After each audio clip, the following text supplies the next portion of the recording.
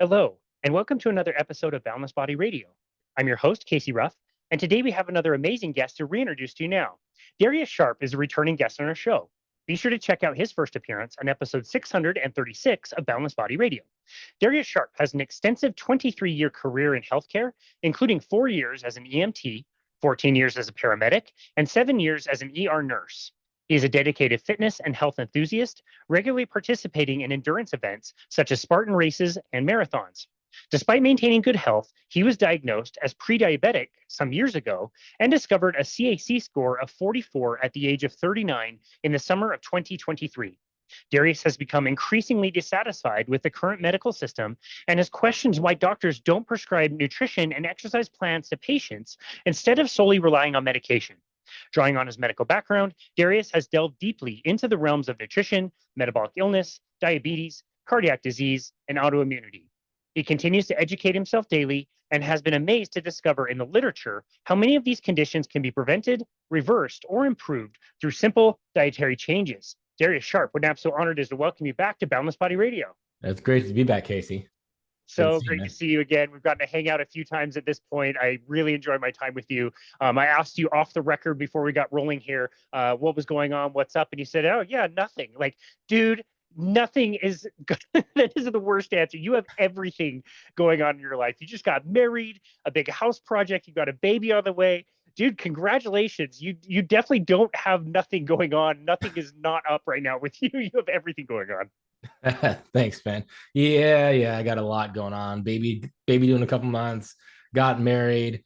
I did a massive house project, just basically replacing the entire outside of my house, which was insanely disruptive for like 6 weeks, but I wanted to have that done before the baby came. Good call. Yeah, that's a good call. We did our construction kind of project during the pandemic 2020. We were unemployed by the gym, by the big corporate gym that we were working at. And so we had to build out our basement to be our training facility. And yeah, it was so disruptive, man. Construction workers all the time and trying to, do a little bit of your own work. And it's rough. So nice to have done. I love that you posted so many updates about everything and love the updates, seeing your chickens and all the eggs you guys are eating and all that stuff. And then, wifey and the baby both looking healthy at this point. Yeah, everything's going great with that. This is a great spot to just dip into, what we're going to talk about. My wife is 30 weeks right now, and we just had our 28-week visit with the OBGYN. Well, my wife had gone in to do the oral glucose tolerance test. And she had, they have you drink this, 50 or 75 gram glucose drink, and they check your glucose in 1 hour. Hers came back at just slightly elevated. Normally it's supposed to be below 140. It came back at 148. Like literally, if they waited 5 minutes, probably would have been below that. Sure. But in any case, they recommended that she do like the 100-gram drink and wait for 3 hours. And I don't like the idea of blasting the baby with all this glucose. So during the OBGYN appointment, I was like, hey, how about I put one of my continuous glucose monitors on her? And I expected a kind of a response of like, what? But on the contrary, the OBGYN's like, oh, that's a great idea. You should do that. We actually have a protocol for that. And I'm like, well, why don't you guys do that? Instead of like blasting somebody with all this glucose, you get to see what they actually do in their regular lives. And she's like, well, the teaching's too tough and we only have 15 minutes. To which I wanted to bash my head into the wall. But regardless, she was very amenable to us doing that. And the protocol is essentially just to give the OBGYN 5 days of glucose data from the monitor. And, as expected, my wife has much lower glucose than I do and much lower response to most things. But you do see the big spikes from the obvious stuff: sugar, croissants, shredded wheat. Oh, man. Well, one of my favorite parts about a continuous glucose monitor is how self-correcting it is and how little teaching you need to do.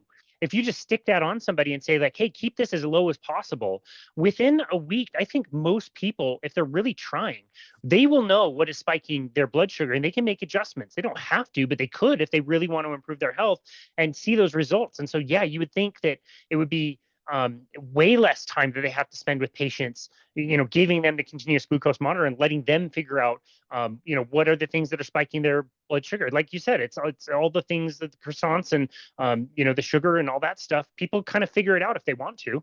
Yeah, absolutely. I mean, I can educate somebody. I educate patients in the ER all the time, diabetics who have continuous glucose monitors on. And I go, hey, just do what this thing tells you. It'll tell you. If you eat something and glucose goes super high, don't eat that thing. And move on from there. Yeah, exactly. Yeah, that's perfect. I was meaning to tell you this as well. Our conversation, our very first conversation when you were on the show, stands out as one of my favorites. I really enjoyed it. And I asked you a question on that episode that I don't think I had asked anybody else before, but I've asked several people since who are in emergency services. And I'm really glad I asked you that question. I've asked it again, like I said, several times since then. And I asked you the question, like, when you and I think of the emergency room, we think a car crash, we think a gunshot, we think a kid fell off a trampoline and broke a leg. What percentage of people that come to see you in the ER is like trauma versus trauma related to chronic disease, like the type 2 diabetes, the obesity, all these things that we are dealing with as a society now? You said an absolute vast majority was the metabolic side than anywhere else. And I can't tell you how universal that answer has been, whether somebody's give me a percentage or not, estimate somewhere between like 80%, 90%, or responding like you did, saying like it's a vast majority. Dude, it's so consistent across the board, regardless of where people are in the world. Those numbers are really, really similar to what you were saying, which I think is very, very striking. Well, yeah, I mean, we obviously know that much of healthcare spending it goes towards chronic disease. Much of healthcare spending goes towards diabetes, and all of those chronic problems basically manifest as acute problems that end up in the ER. Right? You end up having acute hyperglycemia, or you're having some really bad symptoms as a result of your chronic high blood pressure. So somebody will come in, their blood pressure will be like 220 over 110 or something like that. The amount of patients that are just like, the thing that you expect, the broken leg, the gunshot, the car accident, we get those, of course, too, but that's 10 to 20% maybe at most. The vast majority are just the acute problems caused by chronic disease. Wow. Yeah, again, to me, it was very striking how consistent that answer came back. So I just wanted to highlight that from our last episode. And you and I wanted to do this episode in response to some recent events. Obviously, with everything you've had going on, we had to push this out just a little bit. I've gotten to talk to a few people related to this story and get some opinions, which has been nice. But it was sometime in April when I opened up my phone. You and I are good friends with Dave Feldman. Familiar with the study that's ongoing called the KETO-CTA study. Results had already come out on that and had been a little bit disparate or a little bit different than what most of us were really expecting, especially the quantities of certain things. And there was a lot of confusion. Obviously, with a scientific paper, the authors can't really come out publicly too much and comment on things. There's a whole different system that they need to go through. And a lot of the authors at that time had been mostly silent about what was going on. And I see that an interview had come out and you were the person doing the interview. And I'm like, that's cool. I didn't even know he did interviews. And oh my goodness, dude, you interviewing Dave Feldman, you are a fantastic interviewer. The second that thing was done, I had you on the phone. I think I woke you up. Sorry about that. I forgot you're in Pacific time and maybe sleep in a little bit more than I do an hour earlier here in Salt Lake. But I called you and said, dude, what's up, Barbara Walters? Like, that was an amazing interview. You did such a good job. You pressed him on certain things. You asked really honest questions. I thought the interview was absolutely amazing. So before we get into kind of the content of what we're going to get into today, tell us just about that experience, what it was like to be reached out to by Dave. What did he say? Did he want you to be as honest as possible, ask whatever, ask in a certain way? What was that process like? Well, it was really interesting when Dave reached out to me about it. So Dave and I know each other mainly through the LMHR Facebook group. And I had spoken at last year's Citizen Scientist conference that he'd hosted. And I had a quick 15-minute slot, and so I guess some people were exposed to me from there, and Dave sees me on the group all the time posting about stuff. Because he's been so busy, he's more been lurking on the group and not posting as much. But once the KETO-CTA study came out, and he was just getting hammered left and right on social media, there was a bit of commiserating happening. And he had reached out. I think I made a comment on some post on X, and Dave reached out to me. He was like, I can't, he's so stressed about it because he can't say what he wants to, because he, is part of the funding of the study.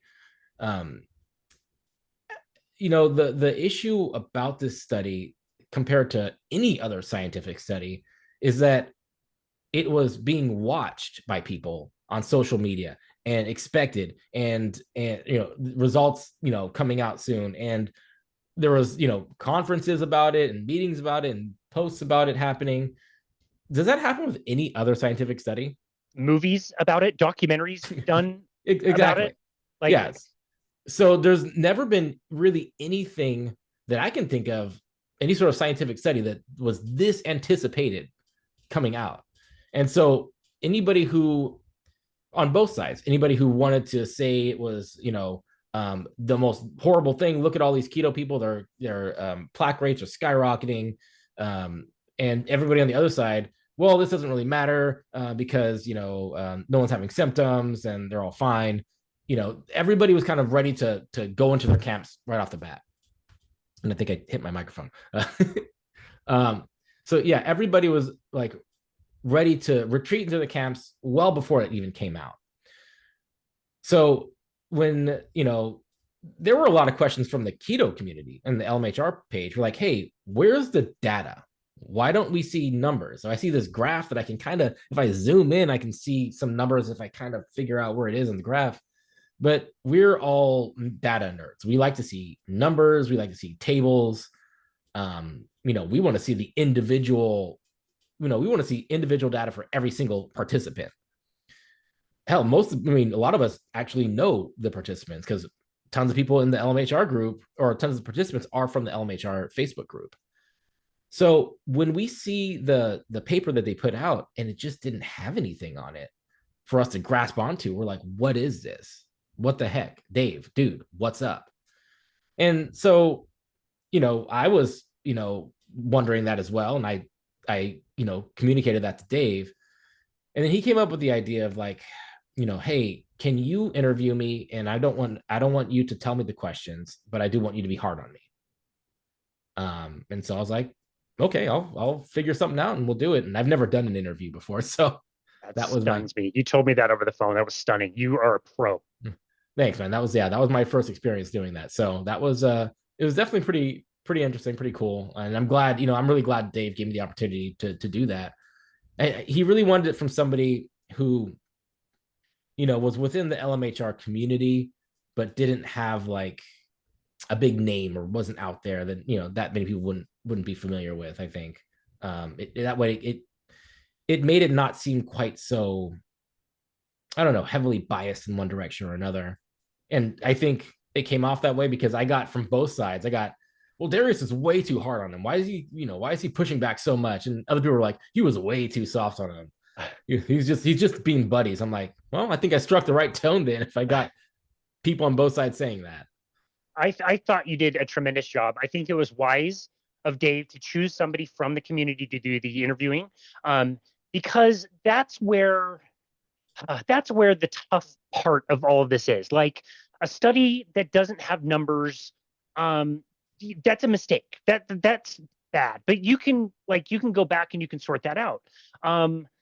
Studies all the time, like you said, like how many studies get this much attention? You brought up in the interview, like you saw a huge glaring error in the way something was phrased in a different study. And it's like, well, good thing only 15 people are ever going to see this ever, because it's so niche and it's so scientific that not many eyeballs are going to find it. It's only a few people and they can correct this over time.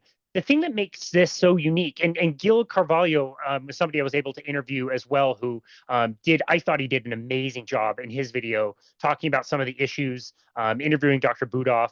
I thought he came across very fair, but also really hard on what had gone on. But the way he was saying it to me in our episode was like, this is a life and death decision.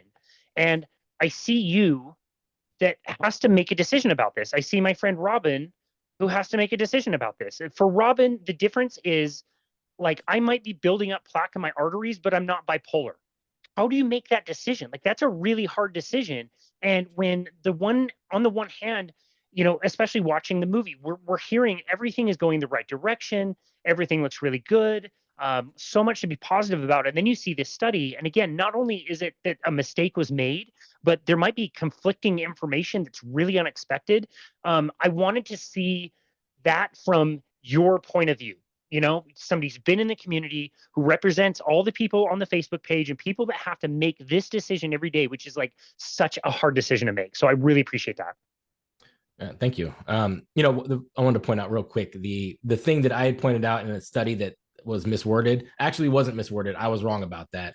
And I wish David actually corrected me at that moment, but so I wouldn't look like a total doofus. But regardless of that, again, yeah, these studies kind of go out and 15 people in the scientific community read it, and it's not being scrutinized from before it even comes out, like this one has been.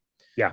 So from the perspective of the community, I can't speak for everybody, of course, but just from what I've seen on the Facebook page, a lot of people were really frustrated with like, dude, where's the data? Where's the information that we're looking for? I'm trying to make a decision about this stuff for myself. Keto has helped me lose weight. I feel better. I'm active. I'm performing better than I have in my life, but my LDL is sky high. And even though, I may be a little skeptical about LDL being a problem, it's still there, and there's still plenty of scientific data to suggest that there is an issue with it. Now, is my plaque going up? And if it is going up, do I want to do something about it? Or am I just content with that being my lot in life, right? We have to make compromises. If, my mental health is better, if I don't have pain, if my body composition is good and I'm feeling great, but I am getting plaque increase, what am I going to do about that? Am I going to try to go on a lipid lowering? Am I going to change the diet a little bit? Or am I just going to stick with it and be like, well, you know what? No matter what, we all, we don't make it out of this alive. Yeah, that's a good point. I love the difficulty of those decisions are very real. And like you said, there is a compromise there. So I wanted this episode to be for lean mass hyper responders, the people that need to make these decisions. So before we dive into kind of the way you see things in the study, what came out, if people want to deep dive into this stuff, you can go and find numbers. You can find interviews where they go into much more of the numbers. So we don't need to get into that there. I'll link some of those in the show notes as well, so people can listen to that if they want data. But just as like a 30,000-foot view, tell us what a lean mass hyperresponder is. So a lean mass hyperresponder is a term coined by Dave Feldman back in I think 2016 or something. He came up with it and he put it out on his cholesterol code blog after he noticed in his own lipids where his HDL was higher, his triglycerides were lower, and his LDL went way up when he adopted a low carb ketogenic diet. This has been experienced by a number of people. And when your triglycerides are low and your HDL is high, it generally means you have good insulin sensitivity. You don't have any metabolic dysfunction. And those are actually part of the metabolic syndrome criteria, whereas LDL is not. LDL is seen as, by the conventional medical community, as a huge risk factor for heart disease. Like the higher your LDL is, the more chance you're going to have heart disease. And many studies have shown this. The contention in the low carb community is that LDL, if it is coupled with good metabolic health, is not associated with heart disease. That's what people are speculating. So the KETO-CTA study was designed to look at that association.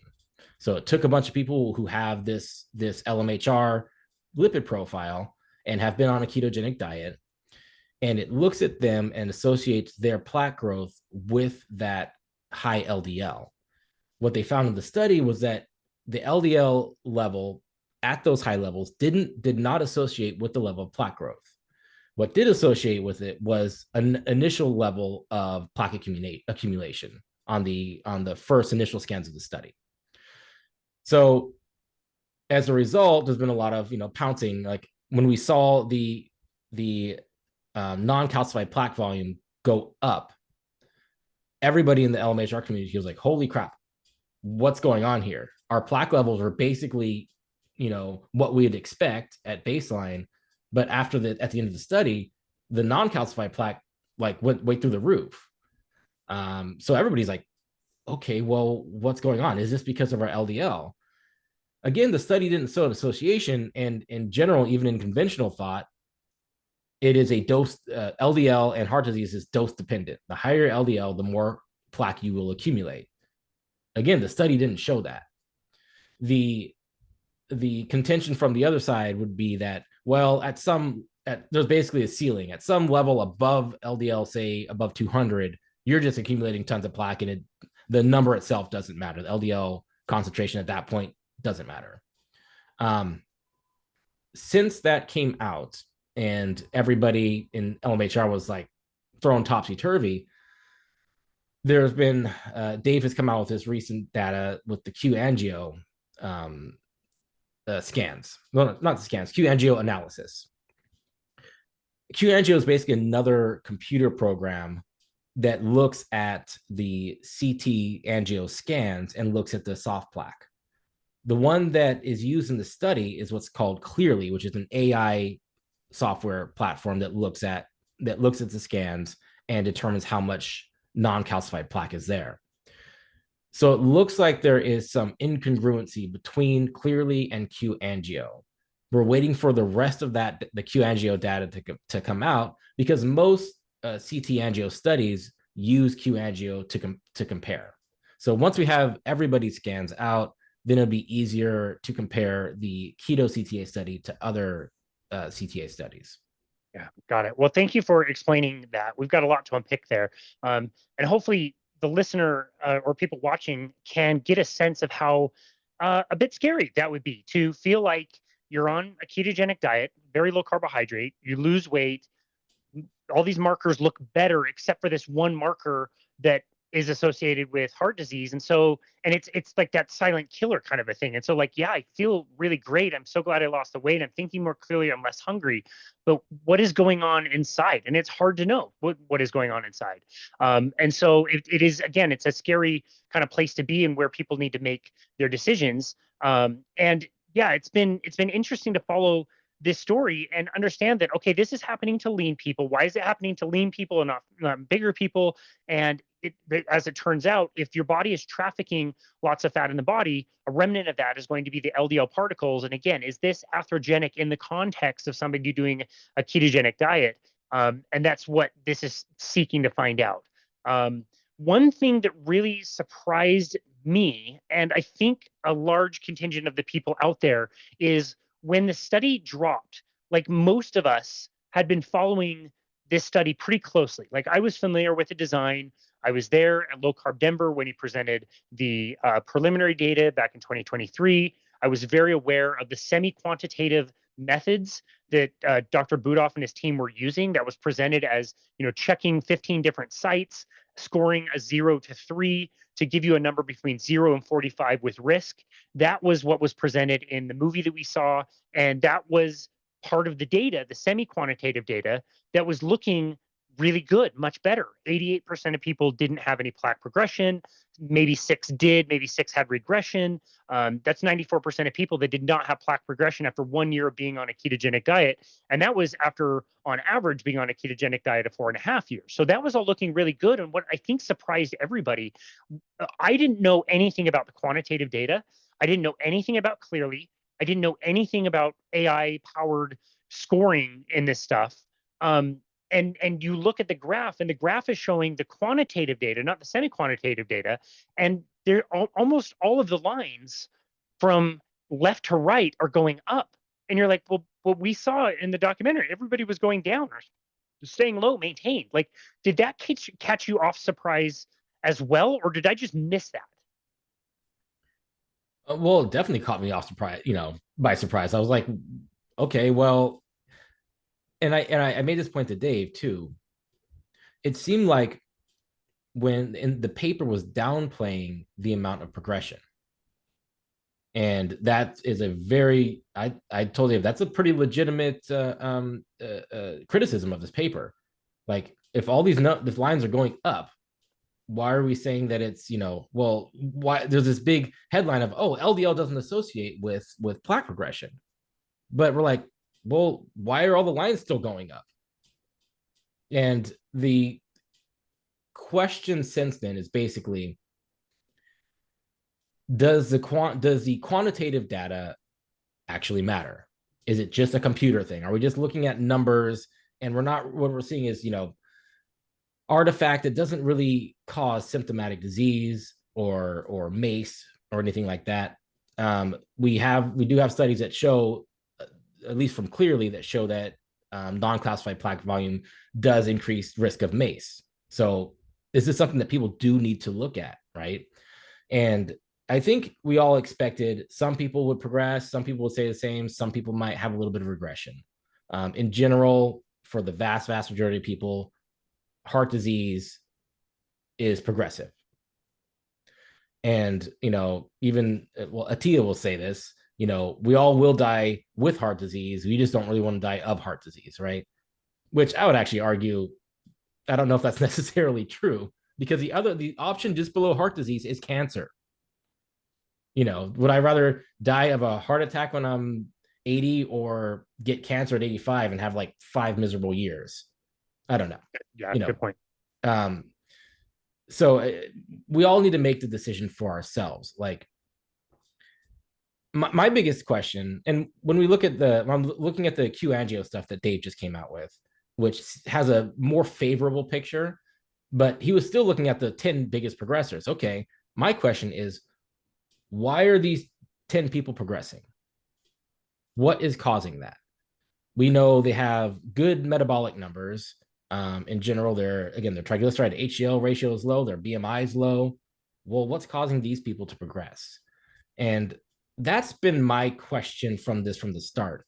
I'm not a lipids guy, right? A lot of the people in LMHR are. A lot of people are really super data nerds. John Alexander has done a ton of great work digging into this study and making graphs and charts, and he's done fantastic work, parsing out all these numbers. My biggest concern is about the individual.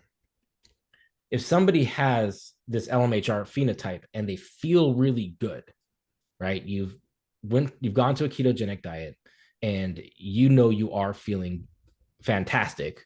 You've lost weight, maybe your arthritis got better or something like that, but you have your high LDL and you're concerned about it.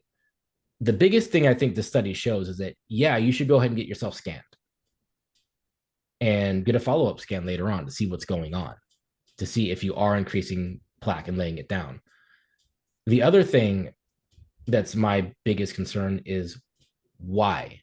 I feel like that question is not really being asked. On one side of the argument, well, it's LDL. LDL is high, ApoB is high. That's why, full stop.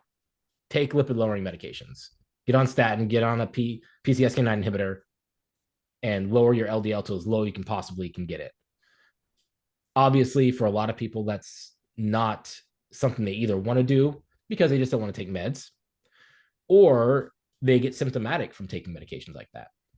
And quality of life matters, right? If I push off my heart disease if I push off a cardiac event by 5 years or so, but I'm miserable from muscle pain the whole time, is that really worth it? Good point. Mental degeneration as one of the side effects as well. Yeah, if I can't think as well, like I know other people who end up having memory problems when they're on statins. Yep. And am I willing to take? And again, we're assuming that the high LDL is causing heart disease, and the statin will be the cure for that. Even if that is the case, are the side effects worth it for that individual? And that always has to be a conversation with that individual, between the individual and their provider. And well said. I don't want anybody to ever, decide anything solely based on what I've said in terms of taking medication or not.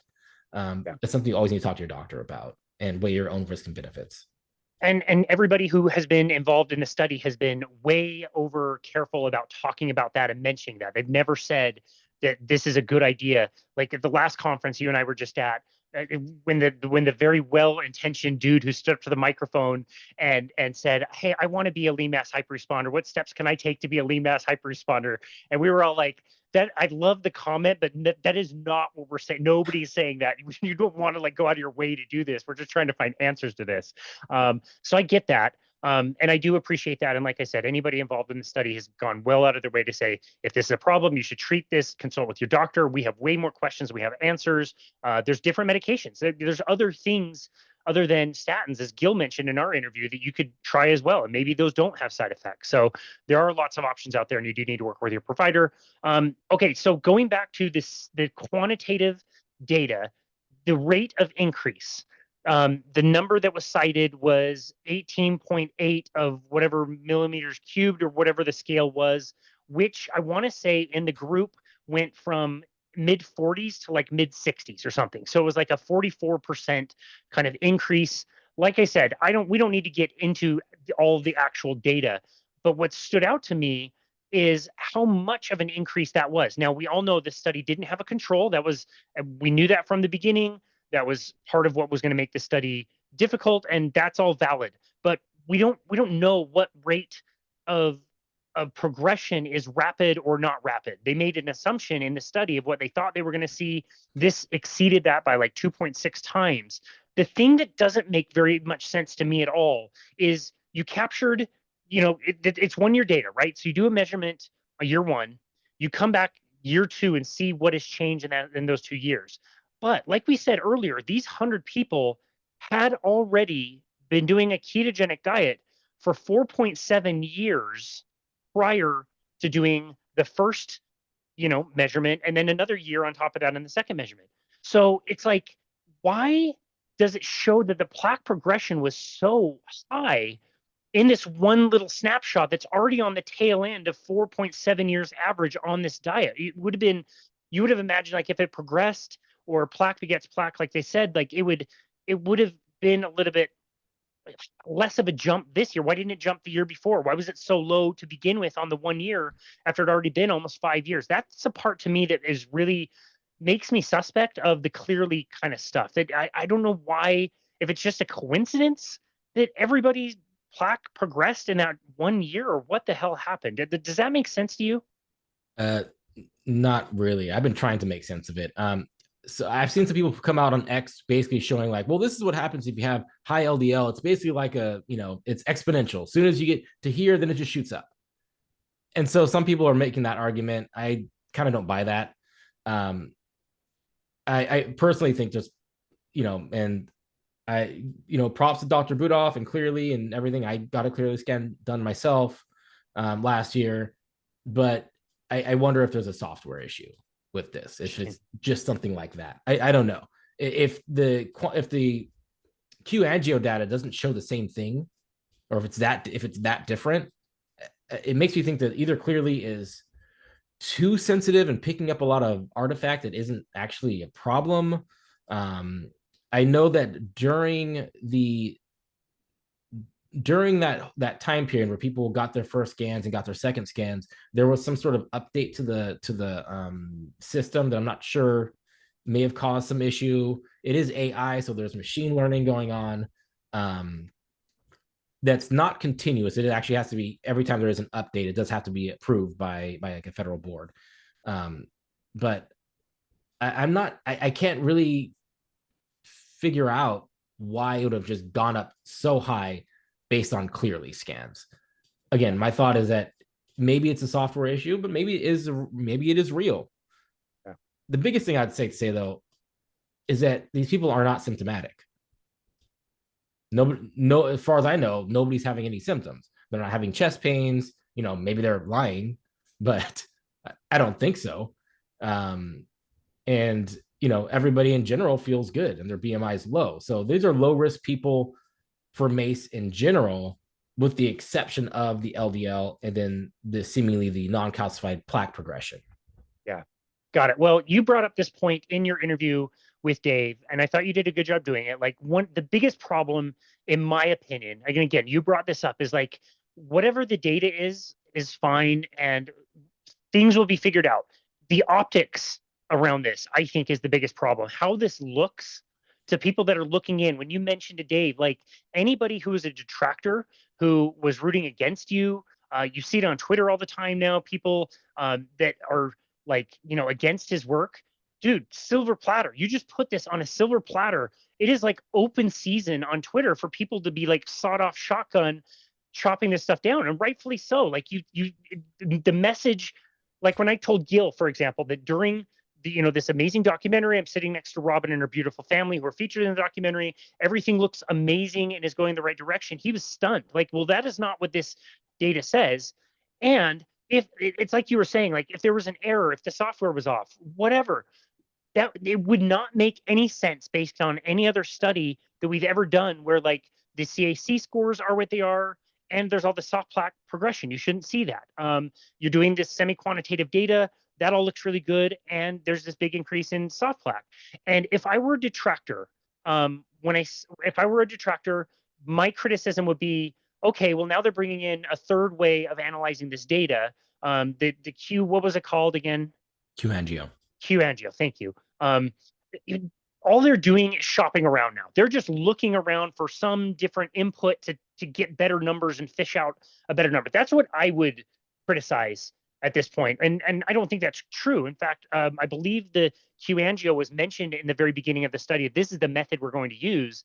And then it's like the question, well, why did you end up using Clearly at all to begin with? So I don't know. Again, optically, the way this looks to detractors, I think, is kind of the bigger issue in all of this, from my opinion. Would you agree? Yeah, absolutely. And I kind of wonder what happened in peer review. Like, why did the peer reviewers not catch some of this stuff? And I think there was a couple things going on. Dave, with his recent conference that we had a few months ago, plus the documentary that's coming out, plus all of the hype and hubbub around all of this, on some level is feeling pressured to get this thing out, even if everything isn't out right away. And so this first paper came out because the paper was ready, and they decided, okay, let's go ahead and publish this without thinking how this would land. And I think, and Dave has admitted this as well, that they didn't really think about what it would look like from the outside. Whereas, I think for me, my first thought would have been, okay, if I put this out there, how can people tear me down? How this thing needs to be locked in tight. If the numbers look crazy, then we need to do some more analysis before we release everything. But I think the obvious problem with that is if they held back, somebody else would have, the detractors would have said, oh, hey, why are you holding back the information? Are you trying to hide something? Are you, And so, I think the team was stuck between a rock and a hard place. And ultimately they decided, well, let's put this out, and then we'll keep putting out the information that we were planning on putting out anyway. It'll just come out in, drips and drabs over the coming weeks and months. Well, I definitely understand, when you were interviewing Dave and he's talking about all the conferences and everything going on, I'm glad you pushed back on him to say, like, I get it. You're busy. You got a lot going on. That's awesome. Things get missed. Things get, mistakes are made, and that's fine. Like Dave said, like the big mistake would be not owning it, not talking about it, not trying to correct the situation.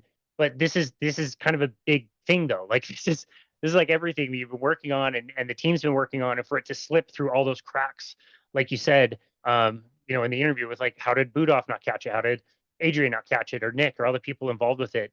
Yeah, tough. And if that's where we want to conclude as far as like what the study says, we can kind of get. I think everything's going to be fine. I think moving forward, they're going to fix the problems. Everything's going to be okay. I said this before. Dave is an amazing dude. He's super smart. I'm so grateful to call him, a friend, and so is the rest of the team. And I love Adrian. I love Nick and all their content, all their stuff. They're going to figure this out. The optics, I think, will get better. You have a much closer pulse in the community. And where it got to, like, as me and Robin are kind of talking about this, and is it changing, like, her decisions? Like, at the end of the day, to spoil it for everybody, like she chooses to be present in her life and not have symptoms of bipolar and not take medication so that she can be with her kids and with her husband. She's locked in. Like that it doesn't matter what the study says. Like she is going to eat, excuse me, this particular way because she again wants to be present in her life. It's just tricky, and we wish we had clearer data that would make her feel a little bit better about the situation. But she's going to do it. She's already going to do and what she's going to do and hope for the best. For you, let's start with you personally. From seeing this data, would you change the way that you are eating in any particular way, shape, or form, or would you consider any kind of medication or procedure that you maybe would not have considered previously? I'd say for me, seeing the data just means that I need to get another scan, right? I need to look at what's going on with me personally. And that's what this is always about. I mean, making personal decisions based off a study, in terms of like what you should eat and what what medication you should take, I think is a little folly. You look at that information, you take it in, and then you use that to kind of do a better assessment on yourself. So for me, I had the CAC score done a couple years ago, and it came back at 44, which is pretty high for my age, and I was 39 at that time. Then I went ahead the following year and got a Clearly scan done, so CT angio with Clearly, and interestingly, the calcium score on that was 30. I don't think that was a real drop. I think it was just probably an artifact of these were different scanners, different radiologists, all that. So, I at least didn't see an increase, but I don't know if that was a true drop or not. My soft plaque on the scan, the radiologist readout was actually 0. They didn't see any soft plaque, but on the Clearly scan, it did actually show some. It was a small amount, and I didn't have any sort of like luminal intrusion. So I didn't have my arteries were completely 100% open, but there was some plaque basically on the outsides. My plan right now is to repeat that scan this September and see if I have any progression. Essentially, I'm doing my own N of 1 KETO-CTA study. For myself, and for anybody looking at this study and trying to make a decision for themselves, it always goes back to how are you feeling, what are you doing in your life, and what are your own priorities. Are you willing to accept a little higher risk for how you're feeling? My personal bias, and I will say this, my personal bias is still that low carb ketogenic diets are quite healthy and are totally safe. There is a problem with, like you said, Dave is a wonderful guy. I love the dude. I love a lot of people in the community. There is a problem with audience capture, though, and we always have to make sure we're minding our own biases, because if you have a group of people who are depending on you and wanting a result, and you have a study going about that, and the result isn't as what you want, you might be tempted to downplay it a little bit, right? Because you don't want to disappoint all the people who are kind of depending on you. And there's no way of not feeling that. We're all going to feel that. Like if you have a whole group of people who are looking at Dave to be like, hey, validate me, essentially validate this diet that I've been on, that I feel great on. I want it to not have any added risk to it. And if the study, let's let all the data come out, but if the study ultimately shows that, yeah, there might be some increased risk of a heart event or, cardiovascular event with this diet, but all the other things are better off. Well, then either you can decide that I'm going to continue with this, granted that higher risk, or I'm going to, change and decide alter the diet a little bit or go on a medication. We all want just clear information to make a decision. And a lot of people in LMHR community were pretty kind of peeved that we didn't get a clear answer one way or the other. We feel like we've kind of gotten a little bit of the runaround a bit. At the same time, I am content to wait till all the data comes out, till we have a better, till we can, have a better gauge of what is actually happening. And in my own life, I feel good with what I'm doing. I don't, I'm not having any symptoms. I'm performing well. I'm sleeping well. I have good body composition. My overall risk is low. But I do need to assess myself. And, in September, if I do see a giant increase in plaque, well, then I'm going to have to reassess, right? I'm going to have to decide. Well, thank you for that input. Yeah, that's a really good way to say that. And I was going to ask you about the community at large, any observations you made. You kind of answered that as well. It is going to be an individual kind of process like we talked about earlier. And, I get how challenging of a spot Dave must be in. A rock and a hard place, like you said earlier, was a good way to say it. Of like, you have said from day one that this data may not be favorable. We don't know. We still have 10 more studies to do before we get any other real answers about all this stuff that we want to know. Like you asking about the whys, like that's so far down the road. Like we have a lot of work to do to get there. And he's been so careful to tell everybody that. And you may need to get interventions. There may be other things. We might not get the answers we want. Yet also, again, it's a community that has been developed of these people that are looking at Dave like he's going to come and save the day, when that may or may not be the case. And he told you that may or may not be the case. It's just, yeah, I understand how difficult that must be, and all those people that need to make individual decisions, like yourself. And so I really appreciate that. I think that's very prudent of you to, space out your scores, see how things are progressing. How are you feeling? What amount of risk are you willing to take in your own personal life? And I think you are doing a reasonable job of that. One of the things that I really like the most about you is your experimentation. Your talk at COSI last year, the conference in 2024, was all about self-experimentation. We talked about that on our last podcast episode. It was fascinating. You always seem to have something going on, and this latest one is around a cereal. You'll be happy to know that this cereal is Ben Bickman's absolute favorite cereal to eat. And I told him on my show, like, that is objective science not true. This is the first time ever that opinion is wrong. Like, shredded wheat is not the best cereal, and he insists that it is the best cereal ever. And I think, God, that's so gross. Tell us about your shredded wheat experiments. Well, Ben, I hope you listen to this. So he's an avid listener. He's a listener of Boundless Body for sure. Good. So in the U.S. dietary guidelines, it recommends that we eat whole grains, right? And whole grain products. I always hated that definition because nobody effing eats a whole grain. Nobody. We don't. We eat processed grains. Maybe it had the whole grain initially when it got all ground up, but it got all ground up, which makes it really, really absorbable. So in the U.S. dietary guidelines, it says eat whole grains like plain shredded wheat without added sugar. And it even has a picture of it. It says shredded wheat. This is a healthy thing that you should be eating. In the American Diabetes Association guidelines, it says something very similar. If you're diabetic, a quarter of your plate should have carbs on it, and those carbs should include things like whole grains and whole grain products. Well, I thought, how about I go test this myself?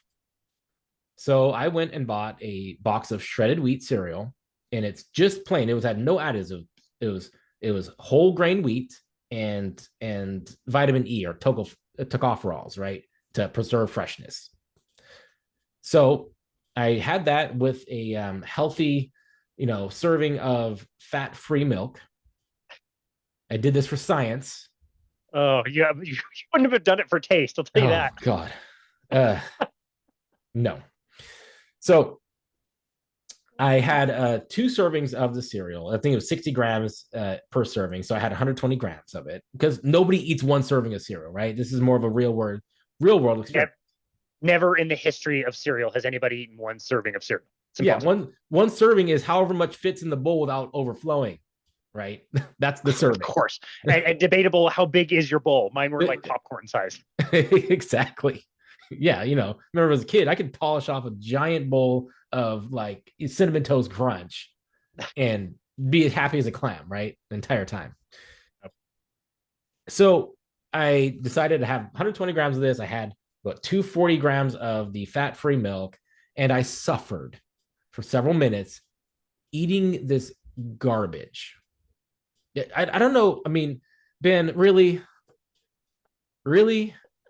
it's like wet cardboard. I mean, maybe that flavor is appealing to you, but it was not to me.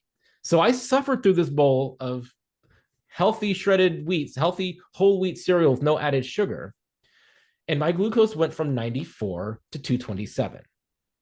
Goodness. In the span of 30 minutes. A lot of people don't realize this. And this is this goes back to my talk last year and kind of the thing that I've started focusing on more and more, because I let all the other people get into the lipids and fat and calories in, calorie out. I let people focus on that. I focus on glucose, because all of the patients I see, all the chronic disease patients, I can look through their history. Their lipids will be all over the place. LDL will be high, low, HDL high, low, triglycerides high, low, all over the map. I almost always see high glucose somewhere in there. And I will see stroke patients that have normal LDL, they're on statins. Usually their HDL is low, and usually their triglycerides are high, or they've had like a, past history of HDL of like 35 and triglycerides of 250. I see that all the time. But their LDL will often be low, and they'll be on statins, but they're still having an event. Their glucose is high. It's no surprise that diabetes is the number one risk factor for strokes and heart attacks, and a whole host of other things, and just death in general. But people seem to think that I'm not diabetic, so that's not my problem. Well, if me as a fit, lean individual eats a bowl of healthy shredded wheat that is recommended by both the US dietary guidelines and the American Diabetes Association, and my glucose goes into the 200s, I am not the only one this is happening to. And the vast majority of people are consuming things that are doing this to their glucose on a daily basis. All day. Not all just daily, like all day. Multiple times a day they're doing this. And your A1C can stay normal. You can even stay relatively fit and lean. I've never been fat. I've always been pretty lean and muscular. But my glucose just skyrockets when I eat very highly absorbable carbohydrates. And a lot of the, I think in the keto community, we're kind of aware of, glucose being a problem. We try to keep our glucose and our A1C low and all that. But this actually doesn't get that much attention, which really surprises me. Like, the whole idea of low carbohydrates is, we keep my carbs low and I lose weight and all this, and I feel better and I have less inflammation. My arthritis feels better. I have less brain fog. Well, what's causing those things? It isn't quote unquote carbohydrates. It's hyperglycemia that's causing tons of inflammatory problems frequently on a daily basis for people. A lot of times they don't actually feel it, and nobody's looking for it. And the CGM technology is relatively new, so practically nobody's using them. I've gotten several people in the ER that I work at to start using them, and they are, kind of getting blown away. These people who, snack on gummy worms and things like that and see their glucose go into the 200s and, are blown away by it. But again, they have normal A1C. Maybe they have a little bit of a belly, but they don't think anything of it. And every single time you raise your glucose that high, you are causing vascular damage, period. Full stop. Every study shows this. Some people argue on the exact level of concentration where this happens. Basically, every study shows, but over 180, it's for sure happening. Several studies showing above 140 to 180, there's definitely some degree of endothelial or damage to the inside lining of your arteries. And it is happening on a daily basis for the vast majority of the population. Everything that we look at in our weirdo nutrition nerd community, we're always looking at, oh, well, like I said earlier, triglyceride to HDL ratio. Oh, well, that's a big sign of, that's a big risk factor for heart disease. Your metabolic syndrome criteria is a big risk factor. LPIR score, all these different things. Insulin, fasting insulin. All of these are related to hyperglycemia. If you are genetically predisposed to it, you have that problem from the start, right? For me, like my metabolic numbers are actually great, but I shoot really high when I eat something. So I have the genetics are basically lending me to hyperglycemia whenever I eat carbohydrates. However, if you don't have genetics like mine, like my wife, she eats something and like she can eat, drink a lemonade or eat a croissant and her glucose goes up to like 140, which is high for her because she tends to be in the 70s. But if you develop insulin resistance over time, those spikes go higher and higher and higher. If you gain weight, if you repeatedly expose, because every time you spike your glucose high, your insulin has to chase that. You become insulin resistant over time. That's why most people over time develop some sort of insulin resistance and hyperglycemic episodes. It gets worse as you get older. And we get more sedentary as you get older. And if you have less muscle mass and you're more sedentary, you're then likely to have higher glucose spikes.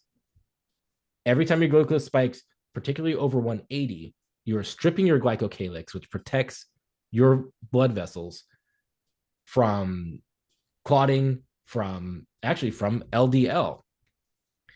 And this is where I said in my talk last year, I don't think LDL is innocent. I think it is corrupted by hyperglycemia. We know hyperglycemia modifies LDL. We know it oxidizes and glycates it. And we know those modified particles contribute to atherosclerosis. When your glucose goes really high, not only do you strip your glycocalyx, which protects that endothelial layer, the single cells that line the inside of your arteries, but it actually damages those cells. It reduces the ability of those cells to actually heal. So what are called endothelial progenitor cells, which are basically float around in your bloodstream and find these spots of damage and help to heal that area. They latch onto spots where there's damage to endothelium and they help heal it. Hyperglycemia will reduce your endothelial progenitor cells by half just from one episode of it. Wow. It's known to cause clotting immediately. So if your glucose goes up to 180, actually even over 150, you will have increased prothrombin fragments, and your D-dimer will go up, which means like microclotting is literally happening in your arteries. This is why the vast majority of the time someone comes in, with a stroke, they're hyperglycemic.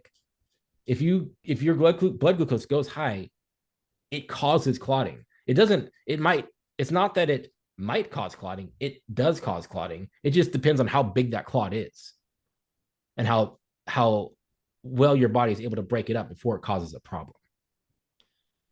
Again, this is happening to most Americans every single day, and nobody realizes it.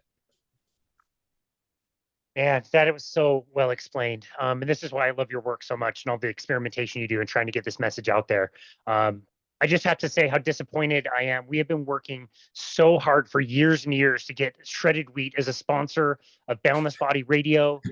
Been working on that relationship, and in one fell swoop, we just completely lost them as a potential sponsor. So that's going to have some financial repercussions around here. But thank you very much for eating gross, soggy, cardboard-tasting cereal in the name of science to help prove some of your points.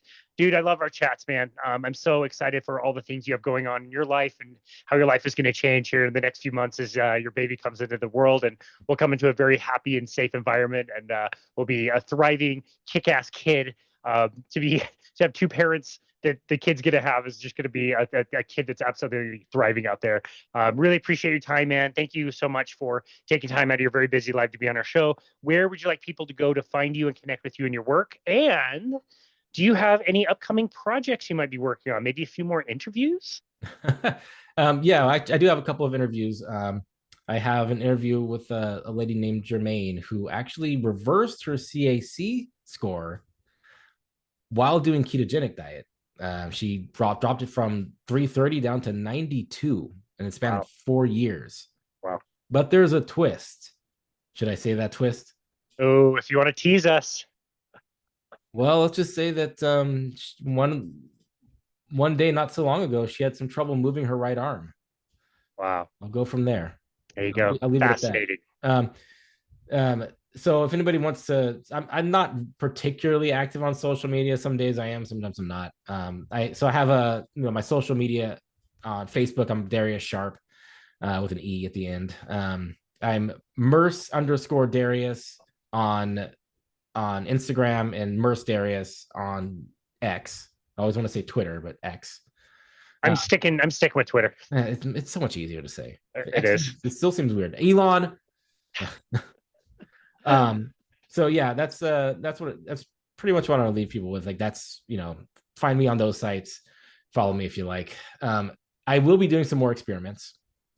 My plan in the upcoming months is I want to every couple of weeks. I don't want to do this too often, but take a recipe from the American Diabetic Association or American Diabetes Association website and just eat that recipe. There's one of the recipes recommends whole wheat waffles. Oh my goodness. What do you think that if shredded wheat does that to my glucose, what do you think waffles will do? What do you think this does to a diabetic person? That's my thing. They make these recommendations based on nothing, based on thin air. They actually don't test it, right?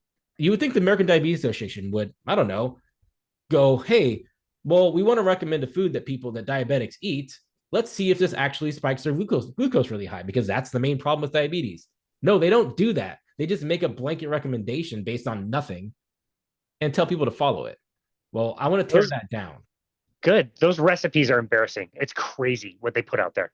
Yeah, absolutely. And I want to do my part to tear that down, because it's not just bad advice, it's dangerous. You're telling diabetics that they can eat whole wheat waffles. There's nothing whole wheat about a waffle. It's not whole. It is ground up grains that are rapidly absorbed and quickly turn to glucose in your system. And if you're diabetic, you're spiking your glucose super high. And I just implore people out there to do this experimentation on themselves. Get a CGM. Like Stello is over the counter. It's not very expensive.